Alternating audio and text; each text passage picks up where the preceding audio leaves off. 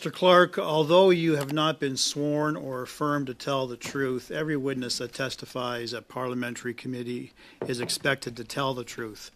Have you, sir, told the truth to the committee so far? I have, every word of it. I have a package of emails from the government, emails from the Chief of Staff to the Assistant Deputy Minister of Trudeau's Minister of Global Affairs, Melanie Jolie.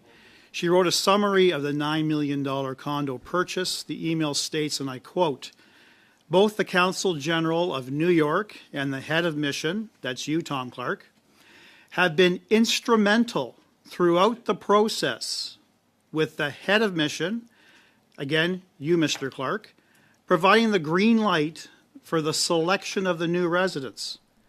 It is in writing by the department.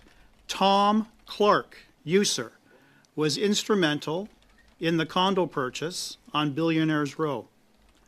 So again, Mr. Clark, when did you raise the need for a new residence with the Liberal government? Mr. Chair, I will repeat, I had no role whatsoever in deciding to sell the old residence, buying the new residence, or its amenities, or its location. That email that you're referring to has a couple of addendums to it that I think are important. Number one, it was corrected. That was a person who was not involved in the process of this. I only became aware of this email less than 48 hours ago. I, too, was taken aback by what was in it because it was simply wrong. It wasn't true. Mr. Clark, let me stop you right there. I don't believe you. Canadians don't believe you.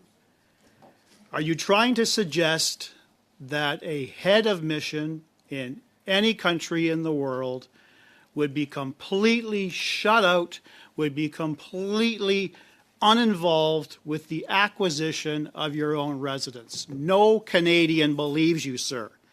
This was not a typo. This was a deliberate, focused sentence regarding your involvement. And the timing, sir, is crucial. The email I referenced was sent out June 17th, 2024. The story of the $9 million condo on Billionaires Row became known to the Canadian public on July the 11th. That was a huge embarrassment to the Canadian government, and I'm sure a huge embarrassment to you, Mr. Clark. Your involvement was documented well before. We have the receipts. The department's pathetic attempt to cover up for you was issued on July 25, after all of the controversy, after all of the pushback from politicians, from Canadians who are struggling to put a roof over their head, who are lined up at food banks, who are starving. People who go to the food banks were actually, donating to the food banks.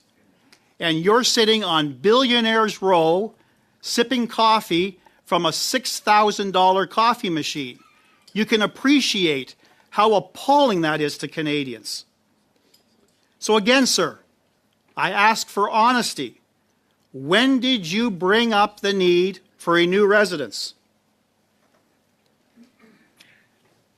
Mr. Chair, I will repeat once again, and please, if you wish, you can put me under oath on this. I had nothing to do with the decision to sell the old OR. I had nothing to do with the decision to buy the new OR. I had nothing to do with deciding on amenities or its location. It's funny, Mr. Clark, 19 previous Consul Generals to New York since 1961 have all enjoyed the lavish amenities, the wonderful location in Midtown Manhattan of the Park Avenue residence until you, sir, were appointed to the position. And within months, sir, of you appointing the position, and within months of Justin Trudeau visiting you and you hanging out in a motorcade in downtown New York with streets closed, all of a sudden there's a talk about a new residence and a push to get you into Billionaires Row. You said at the outset you'd rather be in Central Park. Now you're overlooking Central Park. You got your wish, sir. Mr. Brock, I am not overlooking Central Park.